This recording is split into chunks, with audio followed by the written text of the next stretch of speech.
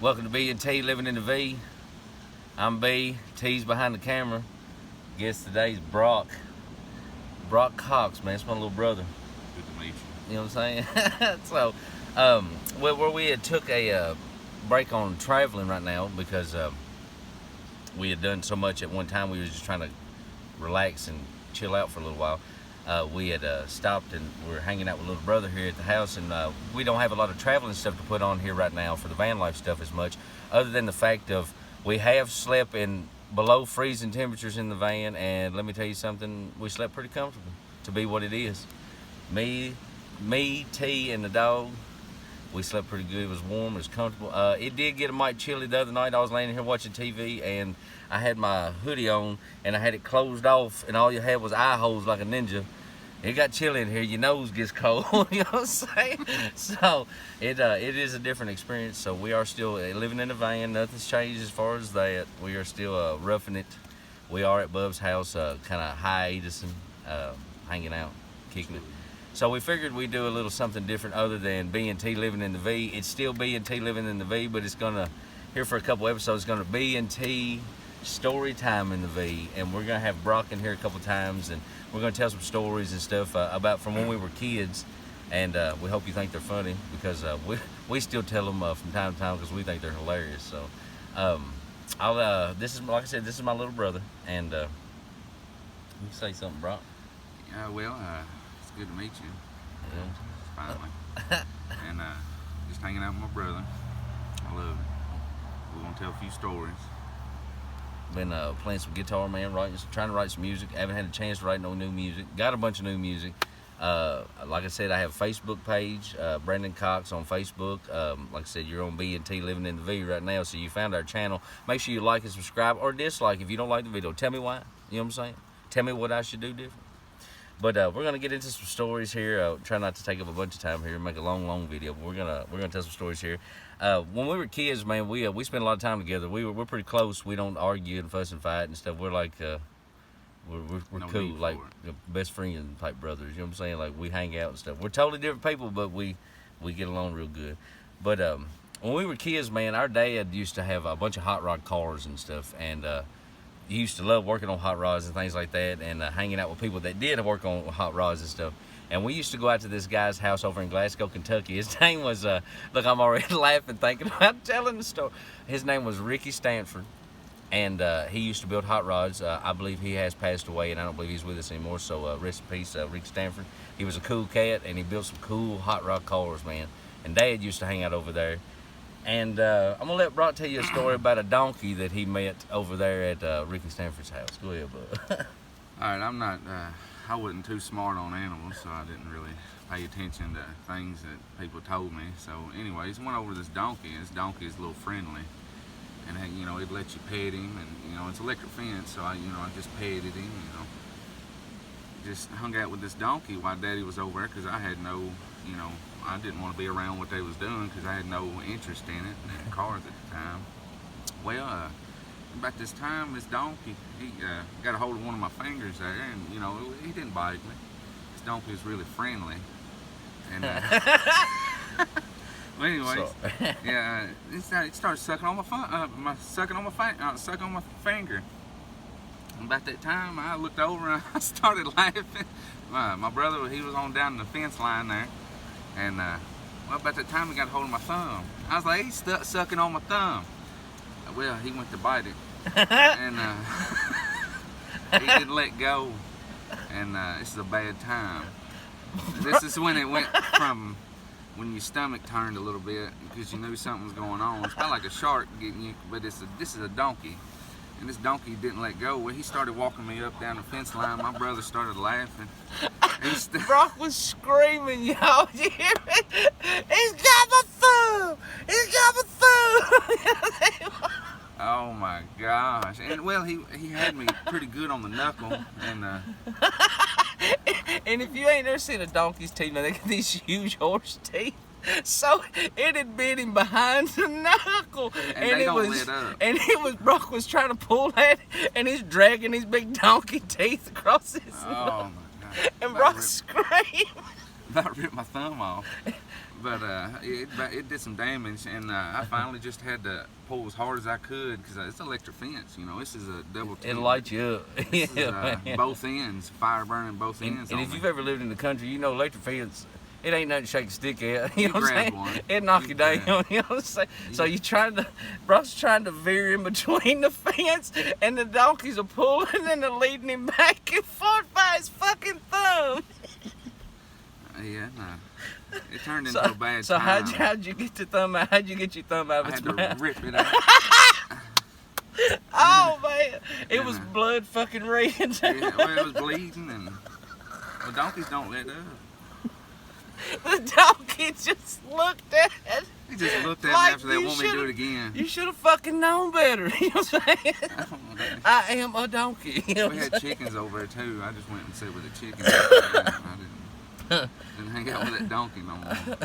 That's a story I tell everybody, man, because how many motherfuckers can say they got their thumb bit by a donkey? You know what I'm saying? He's a little kid, too. But I can hear him down the fence line. He said, he's sucking my thumb. He's nice. And then about that time, the fear in Brock's face, whenever this donkey just like damn near chewed his thumb off his hand, man. It's a bad time, Bob. Oh, man. So that's the donkey thumb story, you know what I'm saying? So if you ever hang out with us and you hear us telling the story about the donkey, then you'll know exactly what we're talking about, you know what I'm saying? Alright, so we're gonna move into another story that I feel is pretty funny. This involves my dad, and if you've ever met my dad, which some people have, and he's his own person, you know what I'm saying? He don't say much, he just, he does his own thing. Yeah. And, when we were kids, man, he had got us a Beagle Hound pup, Smokey. You remember that dog? Yeah. Beagle Hound pup. He's a good dog, man. Oh, yeah, real good dog. It was a little bitty thing, man. It's the first dog that Daddy had ever let us have in the house. Shit, You know what I'm saying? Pile. And he would, yeah, but so one night, we're laying in there watching TV. We done fell asleep, this, that, and this. And the next thing we hear, I guess it's 11, 12 o'clock at night. 1 o'clock in the morning, something like that. We laying there, sleep, watching TV, you know what I'm saying? Yeah. And we hear screaming out, Daddy, and you knew when Daddy got loud, like, you was in a bad way, you know what I'm saying? Like, he was going to get you together, Make you your know? stomach turn a little bit. So, the only thing we heard him say through the house was, somebody is shit on the bathroom door. Who shit on the bathroom door? Like we And intentionally. what did happen? It's like somebody that went in there and shit in their hand and was like, I'm putting it here on the door. You know what I'm saying? Just to piss Dad off. You know what I'm saying? Diddling it back there. But what had happened was, Dad had the bathroom door was closed, cracked like that, where the puppet went in there, and I guess he took him a shit behind the door of the bathroom. And we lived in a trailer, so the door had a hole, that had a gap on the bottom, so it gave it room to miss the girth of the pile. But he tobacco topped it, and that pile, and he missed the pile, I guess. But he seemed to. It cut it off just as quick, just like he was doing icing on a cake, right?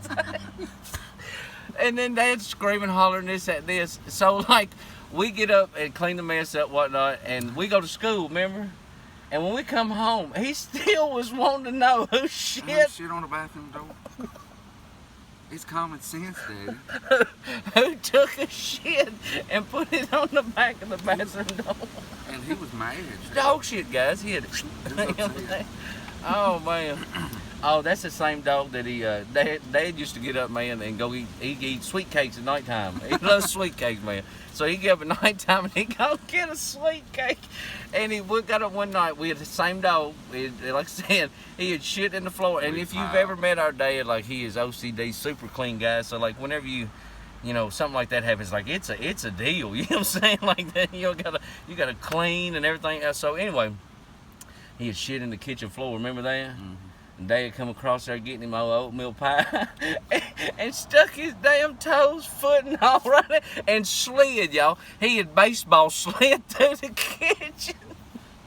It's a big pile, too. Oh my God, that was a good whipping we got for that. You know what I'm saying? It was our fault. Yeah, it was our fault the dog shit in the floor. You know what I'm saying? But anyway. So that's the dog shit on the bathroom door story for him. This when we was kids, y'all. This kind of shit happened all the time. Oh man. But this is the story that tops it off. This is the one. This is coming from the heart, y'all. And I had to talk Brock into letting me tell this story.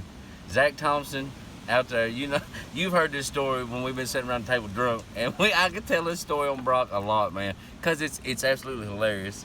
And Brock, when we was kids, man, had I had a bad time with my belly. like had weak bowels. You know what I'm saying?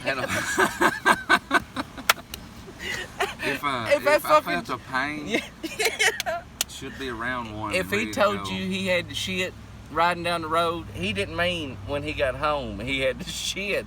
He meant either I'm gonna shit in your seat, or you gonna stop this car and I'm gonna shit somewhere else. You know. It's gonna happen regardless. So when brother had to go to the bathroom when he was kids, man, he had to go to the bathroom. Like, I felt bad for him. You know what I'm saying? Like, it's bad. It's a bad deal, you know, to have to shit instantly. I know a few people probably understand. There's some people out there with weak sphincters. I can tell. Yeah, a little bit. You can relate. But anyway, so if you know where we come from down in Glasgow, which some people that watch our videos do know, we come from a holler out of Glasgow, Kentucky, and out on Loden Road. We call it Cox's Holler because our whole family lived in this holler. Like, it was only our family that lived there, you know what I mean? And you had to go down a steep gravel driveway, but the driveway was, I guess it was a quarter mile long, a little over, something like almost half, I guess quarter mile. And we used to walk top of the hill to catch a school bus every morning, and we lived so far out that we were the first ones on the school bus, had to ride the whole morning, pick everybody else up, and then we were the last ones to get off the school bus in the afternoon. And Probably see where this is going. you know, if you could put weak bowels in school bus long long school bus ride. But anyway, so when we were kids, we had a school. Like I said, we rode school bus, and we rode. I guess it was about an hour and a half each way, wouldn't it, brother? A little over, a little under, something like that. It was a haul. And we had a school bus driver, and I wonder if he's still alive. I don't know if he is, but he was a good guy, man. Mr. Mannion was his name, and Go. he was a cool school bus driver. He was cool. He used to wear a toupee.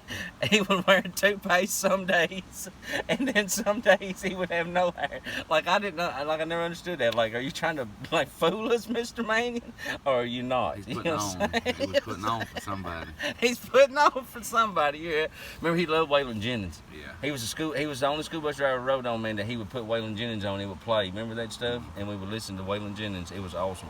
But anyway. Back to the store. So we had to walk to the end of school, or the road, to get on the school bus, and we would get on the school bus. Okay. We got out of school one day, and like I said, last one's off, you guys. So it's a long ride. So about, I guess, halfway through the ride, I had worked my way from the back seats to the front where the younger kids had to sit at the time. Let me tell you some stuff that already happened before he moved on. Go ahead, bud, tell it. I had to sit in the front because we was middle schoolers. He was high school, so he sat in the back. Well, he started working up. I worked my way to the front as I looked back and gave him one glance before of help me. Oh my gosh! And everybody that came up, you know. But anyways, I was having a hard time. We got on the bus. As soon as I got on the bus, the pain struck me, and I was praying, just don't let it happen. Well, I got in my seat there, and by the time, you know, I had a friend there. I had a female friend at the time, and she was real pretty and everything. And by the time she sat with me the whole ride, I just want to let you know that. So you're sitting there with a shit pain, like this horrible gut pain. And I looked at Miss May, and I was like, ain't no way we could probably get a break, could we? He's like, no, we got to go straight to the high school, pick these kids up. And I was just like, oh, that's not what I wanted to hear. Not at that time, I had a rumbling and everything going on. I had the hurt guts. It felt like somebody had repeatedly just punched me in the gut, and I had to deal with it. And it was working on out, and I tried to cut grooves and tried to fart, tried to do what I could, and but there's no saving that. So about that time before he got on, Prairie Dog done buzzing, but you know, it done broke the seal. It done broke the seal a little bit, and I was fighting, and I feel like I was working out my lower body. In this life and death struggle, wouldn't you, bro? Oh my gosh. But anyways, by the time he got on, it started breaking the seal. He got in the back, and by the time that bus, Mr. Mannion took off down at the bottom of the hill, it just boom. That's when the action happened. And let me tell you, I'd never been around a bunch of kids, and I was the one that I was known to fart. So everybody looked at me and was like, "Oh golly, it's the longest fart ever." Well, it's gonna keep happening because let me tell you, I had to sit there and deal with it, and and like I said, I had a pretty girl beside me. She was just like, "Whoa, it's so loud over here. Somebody got BO or somebody's got something," and I had to hear that the whole bus ride. Well, there was a chapter 2 on it because I got another pain on top of this. And this is when my brother started moving on up. He was moving on up, and I was giving him looks. I was just like, man, it's me. It's me. I could smell shit on the bus, but I didn't know Brock had done the empire had fallen. You know what I'm saying? And I remember this one guy come up here. He's like, somebody's got the strongest BO I've ever smelled in my life. And he kept walking. I was just like, that's a long way from BO. That's a long way from BO, trust me. And what had happened when I sat there, the bad part, came out of my britches a little bit there at the bottom, and they had a little dog shit pile. It had made its own little pile there. And by the time we got to our stop, it had been so long I'd sat there with that filth, with that shame, with this horrible burn, and just this is the end of my life. And I'd whisper to you, I was like, I had shit all over this. When Brandon moved up, and he got behind me. He shuffled. It's a good brother right here. He shuffled behind me. We was like, "See you, Mr. Mania." Brock went down this fucking school bus steps and he had shit down his leg and in beans and taters in his sock and shoe and everything. It's a bad story, y'all. It's a bad time in a little that ain't the worst. Overweight kid life. That ain't the worst though, man. I'm telling you, y'all, like when he stood up, I'm sorry you had to go through that. When he stood up, a pile of shit hit the floor, y'all, and it was just like a pile of shit. And that's not the funniest part of all. Best part was the next morning, after he had to explain to Daddy how he had shit on himself. That took a little pity on me. You know what I'm saying? So we get up there and we're waiting on the school bus. Next morning, I told Brock, I said, I wonder if they found your pile of shit. I wonder if they've cleaned it up. You know what I'm saying? I knew where it was, and I had to sit up front. And so we get on and we go walking back through there. There it was. And when we passed the seat that he sat in, there was a pile of shit that had hardened. It was shelled over like an ice cream shell. You know, you put on your ice cream that hardens when it gets real cold. It had hardened. But it was holding the goodies underneath. Trust me, it was holding. So I go all the way to the back. Brock goes back as far as he can in the bus and sits. And it doesn't stink on there anymore, no, as weird as that is to say. But as kids start filling these school bus seats up, some little girl, man, stuck her shoe right in this shit and cuffed it, man. Pretty much topped that, too. She topped that one like tobacco. Like ice cream. And it broke open to stink and everybody of the day. was then it was utter chaos on the school bus. Kids was screaming. Mr. Mania got fiery. The school bus driver, you know what I'm saying, like I said, locked her up, boy, pulled her to the side of the road, come back through there, and when he looked in between them seats and seen that pile of shit, the only thing, I had never heard it in my whole life out of here, because he was a godly man, but he said, and I quote, "There's somebody has shit on the bus." That's what it said. And the whole time I knew the story behind it. I knew the VH1 behind the story the day before, the previous day. I knew everything about it, and I was just sitting there back there. I am not anything to do with this. Brandon's dying back there. Oh man, I was in a way. I was laid down in the back seat back there dying. He wanted to know who shit on the bus. Ain't nobody riding no more. ain't no Coca-Colas. Yeah, ain't no Hardee's. Look, he told us it's gonna be assigned seats after that. Yeah, so I don't know how shitting on the bus and assigned seats are connected, but they are. Well, I guess he's gonna be like, oh, if they sit there, they're gonna just stiff. Look, and he didn't drive that bus that evening. He said they was taking it apart, cleaning it. Yeah, they had to clean it. Sorry. Oh shit, man. Literally. Oh, we've had a good time with his kids. we had a good time when we was kids, man. I'm telling you what. Hey, look, I got to tell this story because we just saw Uncle Stephen the other night, and then we're going to let him go. And then we'll come back with some more. You know what I'm saying? Yeah, we got plenty. So our Uncle Stephen, man, my daddy's brother, our daddy's brother, you know what I'm saying? He come up and hung out with us the other night, and we got to catch up and stuff like that. I hadn't seen him in a while and stuff.